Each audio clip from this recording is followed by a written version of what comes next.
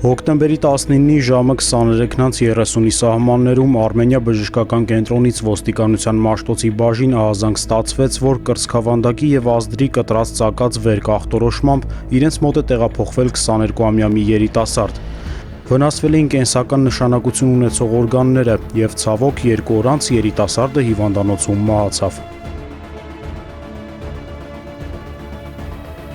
Մինչ բժիշկները պայքարում էին տուժածին փրկելու համար, ոստիկանության Մաշտոցի բաժնի ծառայողներն արդեն անցել էին գործի։ Շուտով պարզվեց, որ երիտասարդը հիվանդանոց է տեղափոխվել տնից, իսկ մինչ տուն հասնելը Թերլեմեզյան փողոցի տներից մեկում ոմն Վահան Ղազարյանի հետ վիճաբանություն, ապա եւ ծեծկրտուք էր եղել։ Արագ ճշտվեցին Վահան Ղազարյանի տվյալներն ու գտնվելու վայրը եւ դեպքից ընդամենը ժամեր անց ոստիկանները նրան հանցագործությունը կատարելու կասկածանքով բերման ենթարկեցին Մաշտոցի բաժին։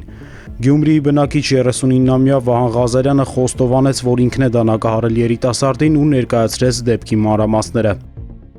Արդեն վեճ էր։ Ձերս մտցրեցի ջեբս տանը, ջեբիս մեջը բացեցի, հանեցի ու չեմ հասկացել ինչ եմ խփել։ Փաստի առթիվ հարուցվել է քրեական գործ, Վահան Ղազարյանը կալանավորված է, քննությունը շարունակվում է։